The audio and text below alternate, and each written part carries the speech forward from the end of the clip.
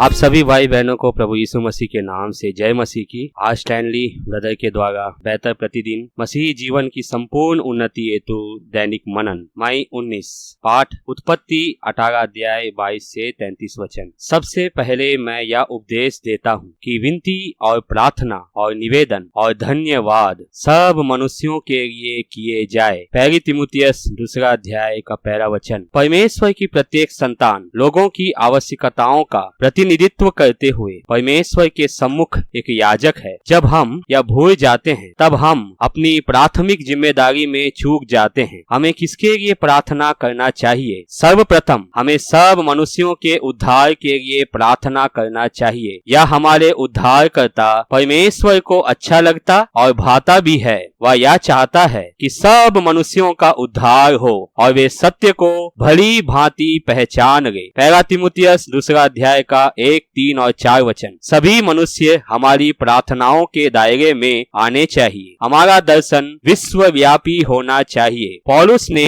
Romeo की पत्री 10 अध्याय के 15 वचन में प्रश्न किया था, बिना किसी के प्रचार किए वे क्यों कर सुने? पहला तिमुथियुस 2 अध्याय का 1, 3, 4 वचन के आधार पर हम प्रश्न कर सकते हैं, यदि कोई उनके लिए प्रार्थना ना करें तो वे कैसे उद्धार पा सकते हैं? फिर हमें परमेश्वर के लोगों में जागृति और पुनः स्थापना के लिए प्रार्थना करना है। आज की कलीसिया वह नहीं है जो कल थी। आज की कलीसिया वह नहीं है जो उसे होना चाहिए। कुल मिलाकर सामान्य रूप में हम विश्वास से पीछे हट गए हैं और पहले ही महिमा को खो चुके हैं। यह दशा अधिकांश कलीसियाओं की है। प्रकाशित वाक्य 2-3 की 7 में से 5 कलीसियाओं को मसीह ने डांट लगाई थी। वे हमारी दशा को दर्शाते हैं। प्रथम कलीसिया इफिसियों की कलीसिया में मसीह दीवटों के बीच में था, परंतु जब हम अंतिम कलीसिया लौदीकिया तक आते हैं, मसीह प्रवेश पाने के लिए द्वार पर खटखटा रहा है। कलीसिया ने अपने प्रभु की कमी को महसूस ही नहीं किया और लगातार कार्य करती रही। हे प्रभु, क्या तू हमको फिर ना जिलाएगा? भजन संहिता 85 का 6वां वचन। अंतिम दिनों के भविष्यवक्ता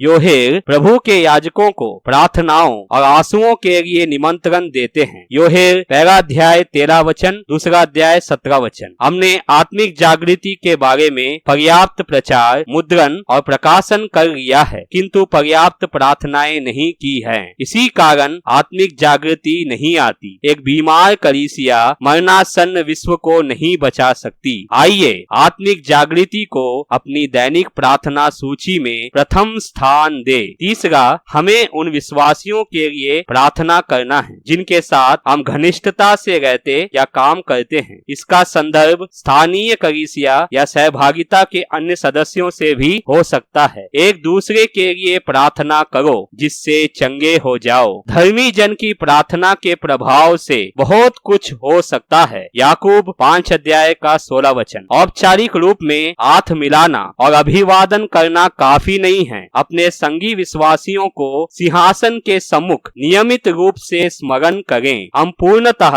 आत्मनिर्भर नहीं परंतु एक दूसरे पर निर्भर हैं। हम केवल अपनी प्रार्थनाओं के बल पर नहीं चल सकते। यीशु चाहते थे कि उनके चेले प्रार्थना में उनका साथ दे। पौलुस ने विश्वासियों से निवेदन किया कि उसके साथ प्रार्थना में तल्लीन रहें। आइए हम वास्तविक रूप में उत्साह के साथ एक दूसरे के लिए प्रार्थना करें। यह ध्यान देने योग्य है कि प्रभु की प्रार्थना में निवेदन मेरे लिए नहीं परंतु हमारे लिए किए गए हैं। आप सभी भाई बहनों को जय मसीह।